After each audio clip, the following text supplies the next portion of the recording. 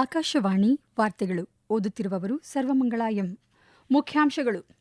ಮಣಿಪುರದಲ್ಲಿ ಮುಕ್ತಾಯಗೊಂಡ ರಾಷ್ಟ್ರಪತಿ ಆಡಳಿತ. ಪ್ರಧಾನಿ ನರೇಂದ್ರ ಮೋದಿ ಇದೇ ವಾರಾಂತ್ಯ ಮಲೇಷಿಯಾ ಭೇಟಿ. ಸಂಸತ್ತಿನ ಉಭಯ ಸದನಗಳಲ್ಲಿ ರಾಷ್ಟ್ರಪತಿ ಭಾಷಣಕ್ಕೆ ವಂದನೆ ಸೂಚಿಸುವ ನಿರ್ಣಯ ಚರ್ಚೆ. ಲೋಕಸಭೆಯಲ್ಲಿ ಗದ್ದಲ, ಕಲಾಪ ಮುಂದೂಡಿಕೆ. ಭಾರತ ಅಮೆರಿಕ ವ್ಯಾಪಾರ ತಿಳುವಳಿಕೆಯಲ್ಲಿ ರಸಗೊಬ್ಬರ ಕೃಷಿ ಬಗ್ಗೆ ಕಾಳಜಿ. ಸಚಿವ ಪಿಯೂಷ್ ಗೋಯಲ್ ಸ್ಪಷ್ಟನೆ. ಅಂಡರ್-19 ಏಕದಿನ ವಿಶ್ವಕಪ್ ಕ್ರಿಕೆಟ್. ಆಫ್ಘಾನಿಸ್ತಾನ ವಿರುದ್ಧ ಗೆಲ್ಲಲು ಭಾರತಕ್ಕೆ 311 ರನ್ಗಳ ಗುರಿ. ವಾರ್ತೆಗಳ ವಿವರ.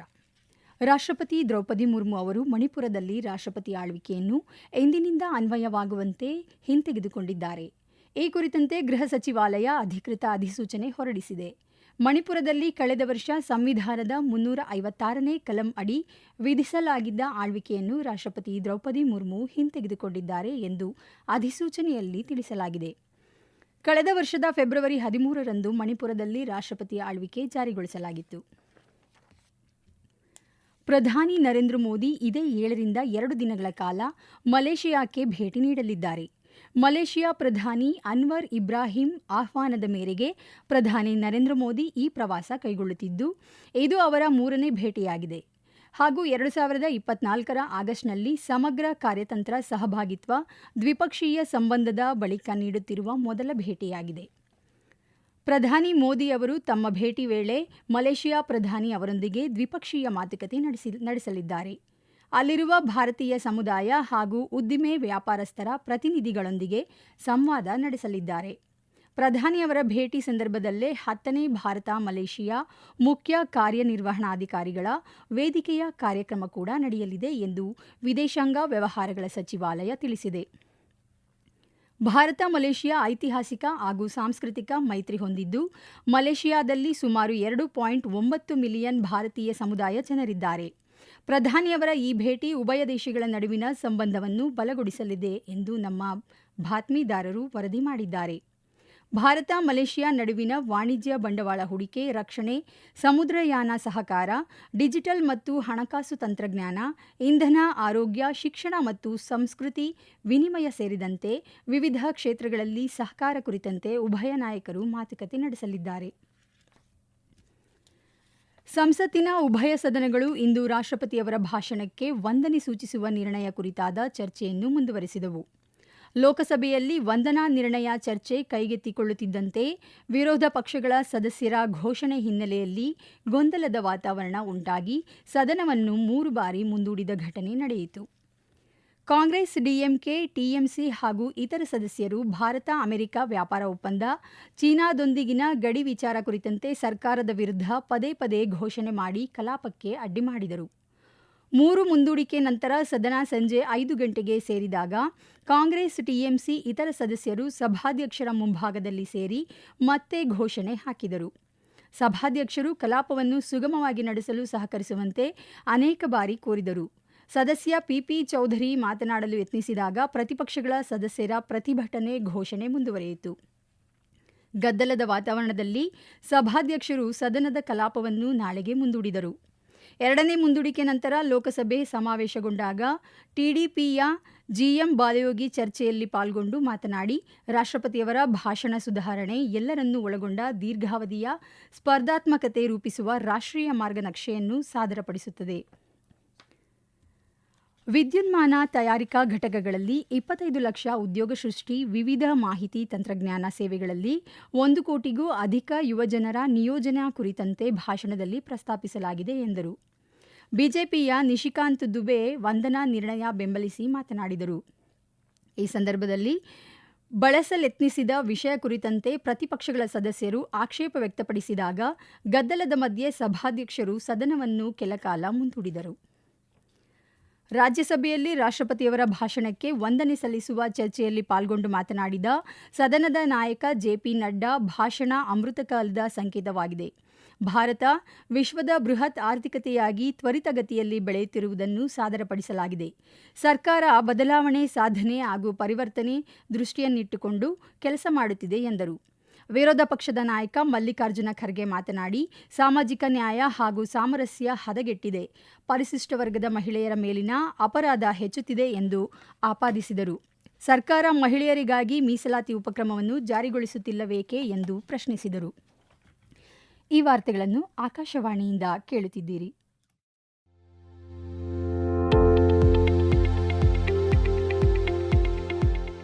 ನಮ್ಮ ಎಲ್ಲ ರಾಷ್ಟ್ರೀಯ ವಾರ್ತೆಗಳು ಹಾಗೂ ಪ್ರದೇಶ ಸಮಾಚಾರ ಈಗ ಆಕಾಶವಾಣಿ ನ್ಯೂಸ್ ಕನ್ನಡ ಯೂಟ್ಯೂಬ್ ಚಾನೆಲ್ನಲ್ಲಿ ಲಭ್ಯ. ನಮ್ಮ ಎಕ್ಸ್ ಖಾತೆ ಮತ್ತು ಇನ್ಸ್ಟಾಗ್ರಾಂ ಖಾತೆ ಆಕಾಶವಾಣಿ ನ್ಯೂಸ್ ಕನ್ನಡ. ಹೆಚ್ಚಿನ ಮಾಹಿತಿಗಾಗಿ ನಮ್ಮ ಫೇಸ್ಬುಕ್ ಖಾತೆ ಆಕಾಶವಾಣಿ ವಾರ್ತೆ ಕನ್ನಡವನ್ನು ಅನುಸರಿಸಿ.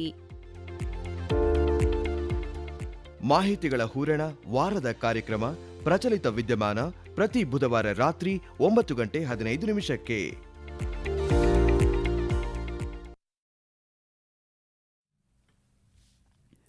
ಭಾರತ ಅಮೆರಿಕ ವ್ಯಾಪಾರ ತಿಳುವಳಿಕೆಯಲ್ಲಿ ರಸಗೊಬ್ಬರ ಹಾಗೂ ಕೃಷಿಯಂತಹ ಸಂವೇದನಾಶೀಲ ರಂಗಗಳ ಬಗ್ಗೆ ಭಾರತ ಸರ್ಕಾರ ಕಾಳಜಿ ವಹಿಸಿದೆ ಎಂದು ಕೇಂದ್ರ ವಾಣಿಜ್ಯ ಮತ್ತು ಉದ್ದಿಮೆ ಖಾತೆ ಸಚಿವ ಪಿಯೂಷ್ ಗೋಯಲ್ ಸ್ಪಷ್ಟಪಡಿಸಿದ್ದಾರೆ.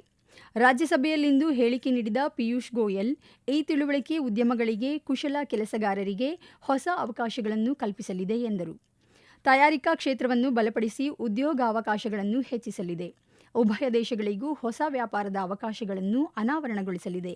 ಆರ್ಥಿಕ ಬೆಳವಣಿಗೆಯನ್ನು ಈ ಒಪ್ಪಂದವು ಉತ್ತೇಜಿಸಲಿದೆ. ಪತ್ರ ಪ್ರಕ್ರಿಯೆ ನಂತರ ಒಪ್ಪಂದದ ವಿವರಗಳನ್ನು ಪ್ರಕಟಿಸಲಾಗುವುದು ಎಂದು ಸಚಿವ ಪಿಯೂಷ್ ಗೋಯಲ್ ಹೇಳಿದರು. ದೇಶದ 140 ಕೋಟಿ ಜನರ ಇಂಧನ ಅವಶ್ಯಕತೆ ಹಿತರಕ್ಷಣೆ ಕೇಂದ್ರ ಸರ್ಕಾರದ ಬೃಹತ್ ಆದ್ಯತೆಯಾಗಿದೆ ಎಂದು ಸ್ಪಷ್ಟಪಡಿಸಿದ ಅವರು, ಅಮೆರಿಕ ಅಧ್ಯಕ್ಷ ಟ್ರಂಪ್ ಭಾರತದಿಂದಾಗುವ ರಫ್ತು ಸುಂಕವನ್ನು 18% ಕಡಿತಗೊಳಿಸಿರುವುದು ಇತರ ಅನೇಕ ದೇಶಗಳಿಗಿಂತ ಕಡಿಮೆಯಾಗಿದೆ. ಇದು ಅಮೆರಿಕ ಮಾರುಕಟ್ಟೆಯಲ್ಲಿ ಭಾರತ ರಫ್ತು ಸ್ಪರ್ಧಾತ್ಮಕತೆಯನ್ನು ಹೆಚ್ಚಿಸಲಿದೆ ಎಂದರು. ಭಾರತ ಅಮೆರಿಕ ವ್ಯಾಪಾರ ತಿಳುವಳಿಕೆಯಿಂದ ರಾಷ್ಟ್ರದ ಒಟ್ಟು ದೇಶೀಯ ಉತ್ಪನ್ನ ಜಿಡಿಪಿ ಮಾತ್ರವಲ್ಲದೆ ಜನಸಾಮಾನ್ಯರ ಆರ್ಥಿಕ ಸಾಮರ್ಥ್ಯ ಬಲಗೊಳ್ಳಲಿದೆ ಎಂದು ಕೇಂದ್ರ ಸಾಮಾಜಿಕ ನ್ಯಾಯ ಮತ್ತು ಸಶಕ್ತೀಕರಣ ಖಾತೆ ಸಚಿವ ವೀರೇಂದ್ರ ಕುಮಾರ್ ಹೇಳಿದ್ದಾರೆ. ಈ ಒಪ್ಪಂದ ಭವಿಷ್ಯದಲ್ಲಿ ಉತ್ತಮ ಫಲಿತಾಂಶ ತರಲಿದೆ ಎಂದು ಅವರು ಹೇಳಿದರು.